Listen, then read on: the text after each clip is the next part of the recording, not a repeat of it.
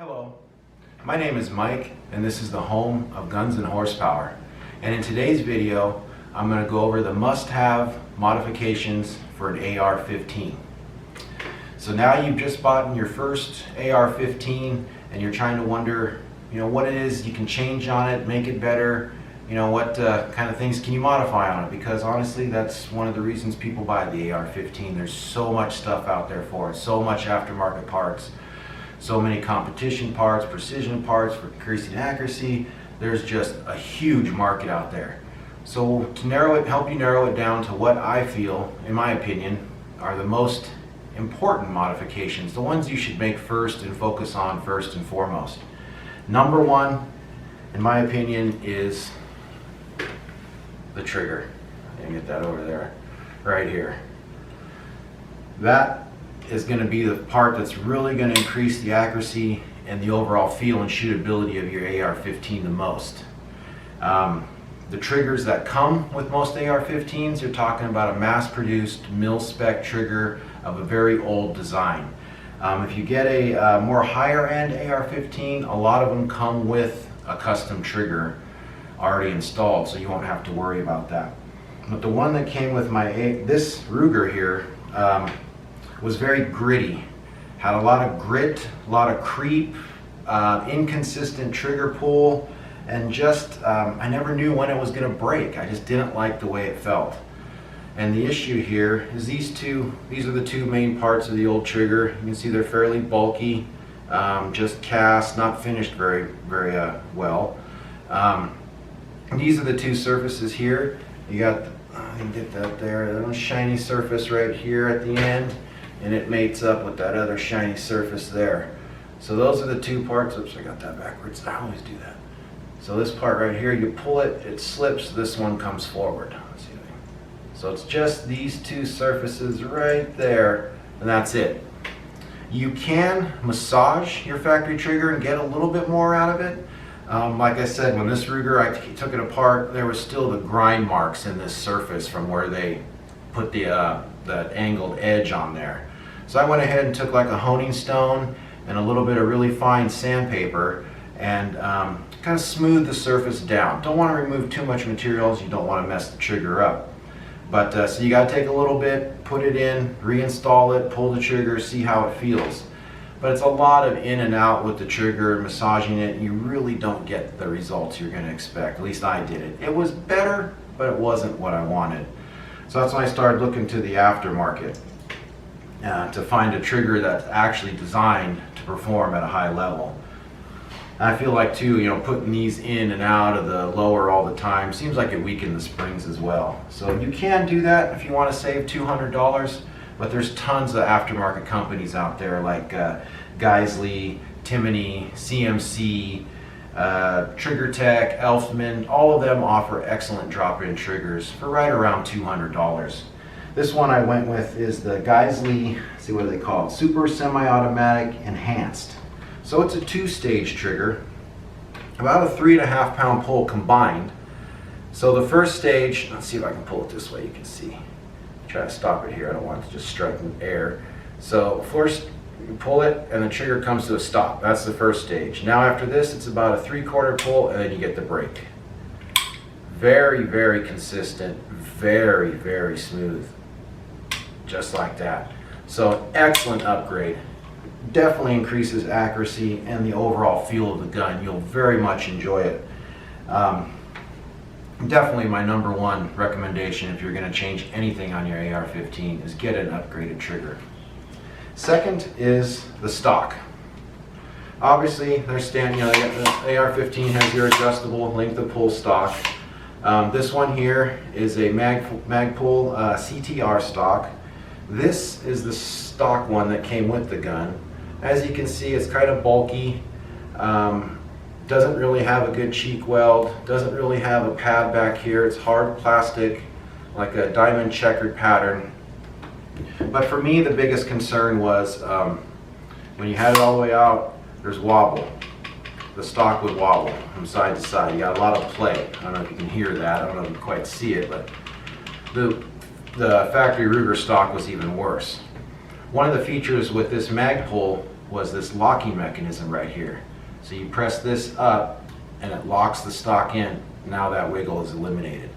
I felt like that really helped increase accuracy for a very small price. Like I said, less than $40 for this stock. There's other stocks out there like Hogue. This gun here has a Hogue stock.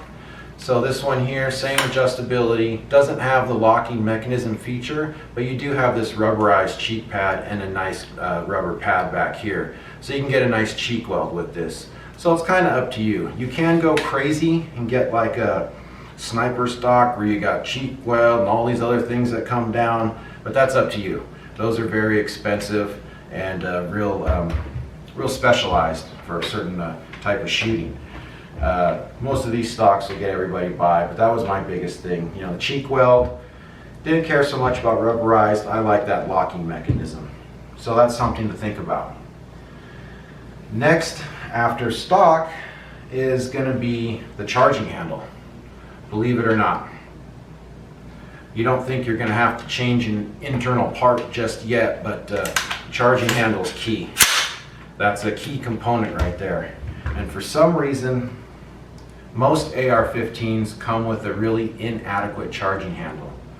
This Ruger one doesn't look much different than an upgraded one, but it just would not perform. I couldn't believe it. I'd go to pull it, and it felt like the bolt was locked in there. It just wasn't moving, and then this would just release.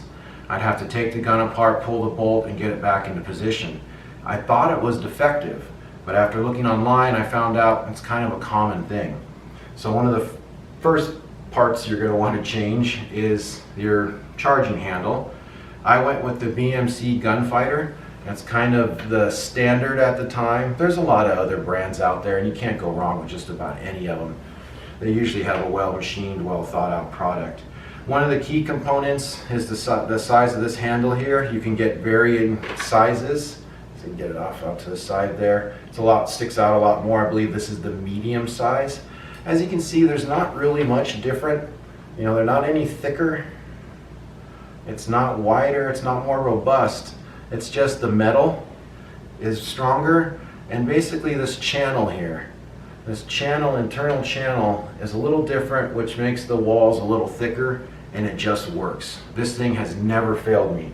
So for the peace of mind, it's definitely worth changing out that, and it's a simple change. All these things are relatively simple. The trigger is a couple pins. You just got to look out for the spring tension, but it's pretty easy to do. Stocks come out easy, slide right in, and the charging handle is fairly easy to change. So next, after the charging handle, you're going to want to address is your grips.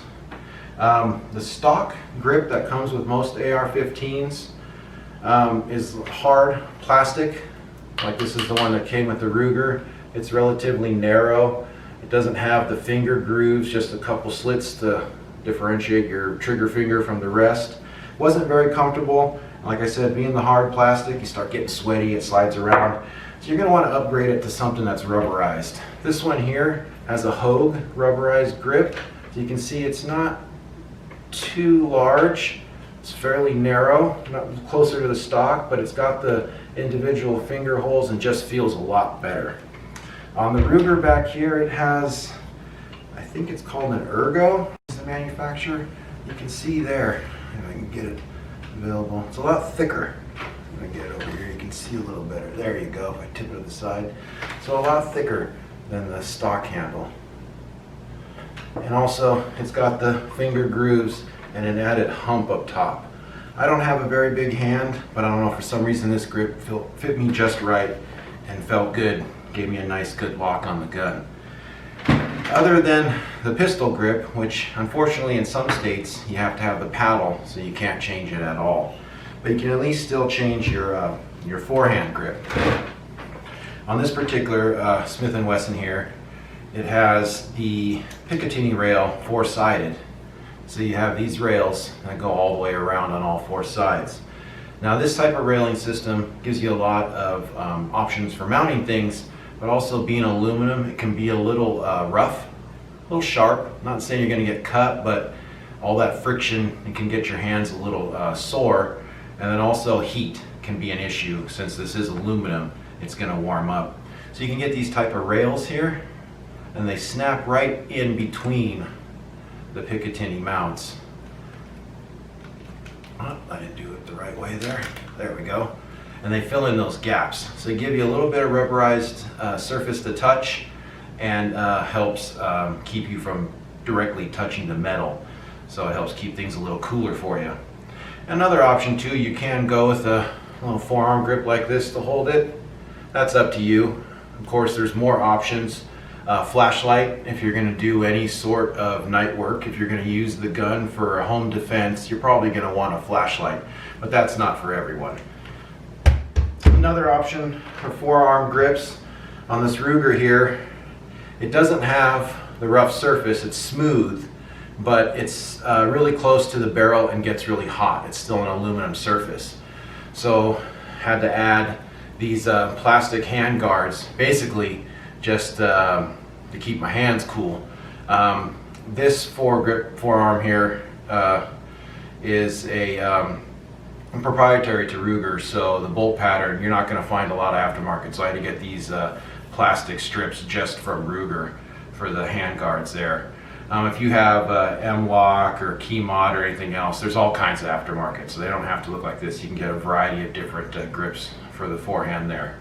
But grips is definitely, you know, one of your top modifications. Next, and probably I guess the last, would be optics. Of course, AR-15s, most of them come with iron sights. This particular Smith & Wesson has the A2 style fixed front sight. So you got your flip up and the rear there. And it's also fitted with a red dot. Red dot is for quick target acquisition, which is what this gun is set up for. Close quarters, quick target acquisition, and low light conditions. So with this setup, you can look through the optic and still use your iron sights. So that's another option. Red dot optics like this are good for about 50 yards and less. If you want to stretch it out and do some more long range target shooting, a scope is the way to go. Now, you can spend a fortune on a scope, more than you did on the gun. But if you just want something that's going to get you dialed in and get you shooting precisely at 100 yards, $200 is all you really need to spend. This particular scope here, I believe, is about $120 retail. I think I picked it up on a sale for 60 bucks, and it works just fine. It's not as clear as some more expensive scopes, but it works. It's what I had laying around, so it's what I ended up putting on this gun. You can go all the way, 24 times. AR-15s are good for 600 yards with this configuration. So, it's up to you how much scope you want. $200-300 I feel is a good starting point. If you want to get up to a really nice optic, about $1,000. I mean, you can go more than that, but $1,000 is going to get you more optic than you're going to need. One of the key things on an AR-15 when it comes to optics is going to be the mount. Typically you have scope rings go here, go straight down here, straight down and mount. Now with the AR-15 and the close compactness of the gun and the close quarters right to the bolt and the action, you can't quite get the scope, I feel, where you need it to be with regular scope rings. I had some scope rings laying around and I was trying to test it out. Problem is, you got your charging handle right here. Most scopes want to hang out over like on a bolt action so you can get real close to them. With this AR-15 setup and having to get right here at the charging handle, you got to come as far forward to work that charging handle. Well, it's usually got you too far forward for your eye relief. So you're going to want to look into a mount like this here. This is an AR-15 style mount. This one here is from Leopold. There's a lot of different companies that make them. They cost more than standard rings. Scope rings cost you about $30, $40, $50. This mount's going to run you about $80, $90, $100 typically. But what it does is, puts your mounting points here, but this cants everything, the scope forward. And that's what you need on the AR-15. So something to think about if you're going to go with a scope is I recommend a proper mount for the AR-15. It'll make things a lot easier for you. But that's what you'll need right there if you want to go beyond, you know, the iron sights, do more precision shooting, have more fun with the gun. I feel like the scope is the way to go on an AR-15. The gun's accurate enough, it can do the things you want to do. So go ahead and stretch it out, get a scope, have some fun. All right, well, there you have it. There's my top 5 modifications for an AR-15.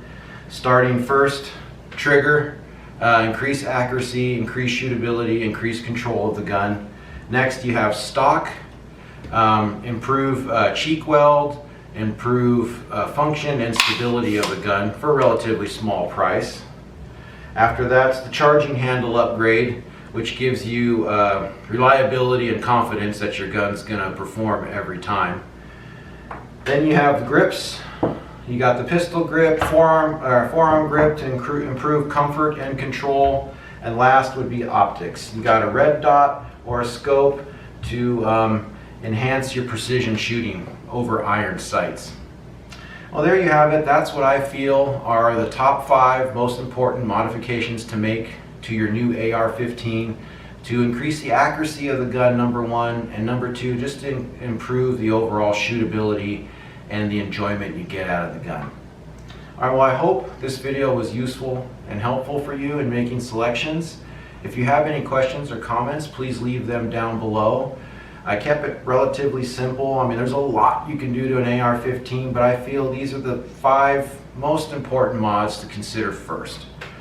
So thank you again for watching. I hope once again you found this video informative and useful. And please browse the channel and don't forget to subscribe. Thanks again.